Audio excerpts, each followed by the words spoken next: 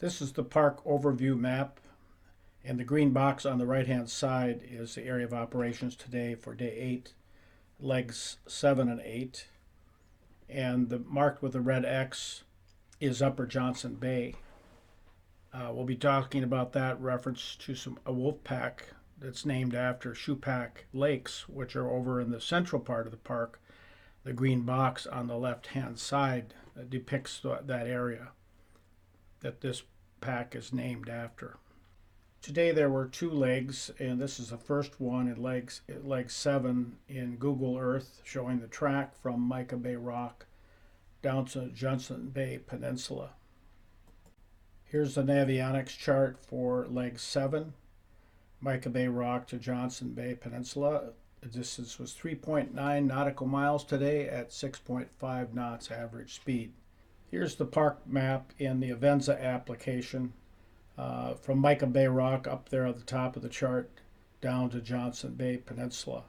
You may want to note this chart later on when we have more discussion about a wolf pack regarding Upper Johnson Bay and the narrows shown here in this chart. All right, here's the new site today in a place called Johnson's Bay. I'm calling it Peninsula because it's kind of a peninsula here on the south side of that bay. So we'll go out and take a look around this site. It's a pretty good one. Lots of bare rock. I got my tie up to the tree on this side, and there's just a big rock on the kind of protecting me on that direction. Unfortunately, I've discovered that that's a channel out there if you look in the distance. It's a shallow one, so it's mostly small fishing boats, but they go back and forth here. No matter where you go on this lake, this time of year is just not good. Too much boat traffic. Houseboats fight over the sites. Can't find any, sites. And tied up to a rock on that side. And then looking off in the distance there is where the channel that most of the houseboats are going to use. As you can see, I've got a canoeist out there right now. So we'll look around the site here a little bit.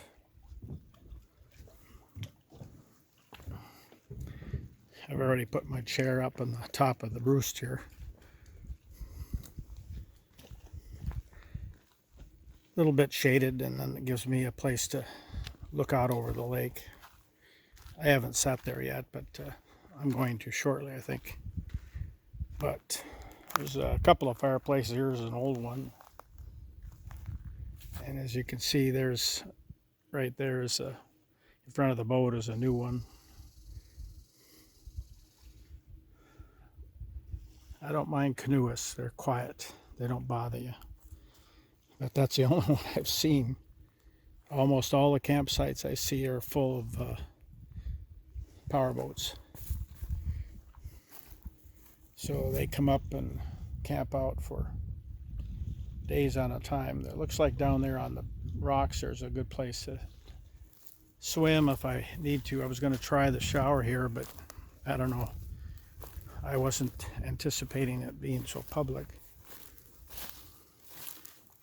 Right behind here is kind of a little, another bay off the bay, you might say. Real shallow. I'll walk around here so you can get a better view, but you can walk down there. Also, you can walk over here. This may be another alternate site once the sun goes more to the west, and give me a spot to set up here in the shade too.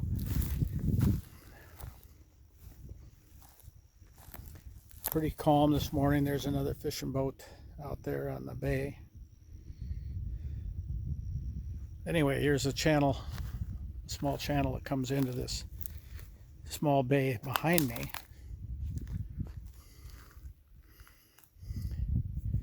I'll walk down here so you can see that.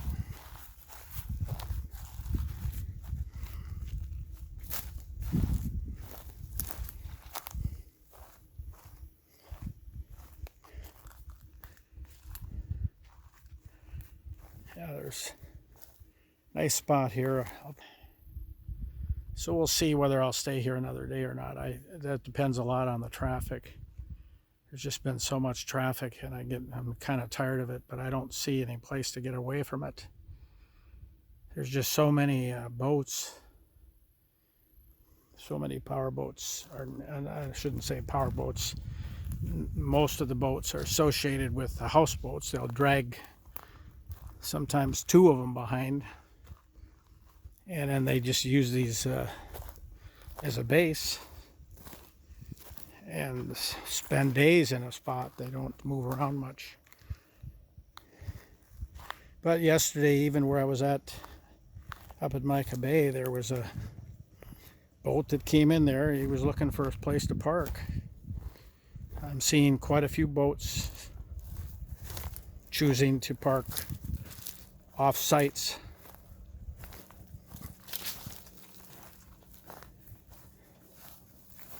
I can see a power boat coming now. Of course, Canoeus is going to get hit with the waves.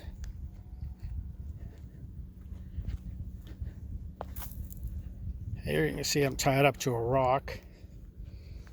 Got excess line here.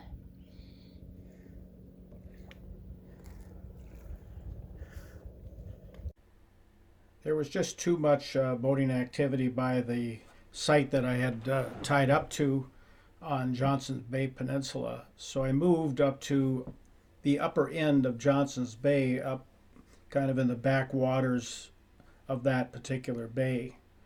You can see the arrival point there, and it was about 8/10 of a mile up there.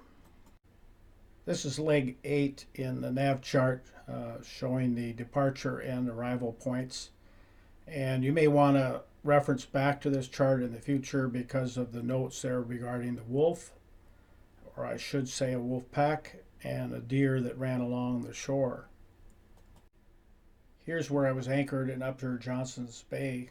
Just after sunset, I was watching some ducks swim along the shore there on the left-hand side of this picture. And as they approached the narrows there where that big rock is shown, I observed a wolf come out and jump on that rock and then swim across the channel and go up the other side. And subsequently, I followed or watched two more cross from the same point. They would each jump out on the rock and then cross the channel, which was about 60 yards or so. This rock is about 200 yards from where the boat is located. The photography doesn't really reflect that because it's a little bit of a wide angle shot. Here's a close-up of the rock that the wolves used as their kind of launching pad to cross the channel to the north. Here's a shot of the point where the wolves went up on the shore on the north side of the channel. Here's a different perspective of the large rock that the wolves used kind of as a launching pad, looking to the southwest. This is a final shot showing the narrow channel where the wolves crossed. It's about 60 yards, and we're looking northwest in this shot. I did talk to the Park Service, some of the wildlife staff. They speculated that this particular pack that I observed was part of the shoe pack, wolf pack. That last observation they had, there were 4 wolves. I only saw 3, but there could have been a 4th that crossed ahead of the 3 that I observed. However, after the wolves had crossed the channel, the story wasn't over. About 4 to 5 minutes after the wolves had crossed the channel, a deer ran along the shore at a very high rate of speed and looked like a small doe or possibly a yearling. It soon entered the trees and crashed through the brush. It obviously was trying to escape the wolves. So in spite of all the boat traffic in the park during peak season, sometimes you're still able to make some unique wildlife observations. In this case, a pack of wolves crossing a narrow channel, which was extremely unique. And I just ask that you stick with me. I'll have more posts. Hopefully I'll have other observations that are this exciting.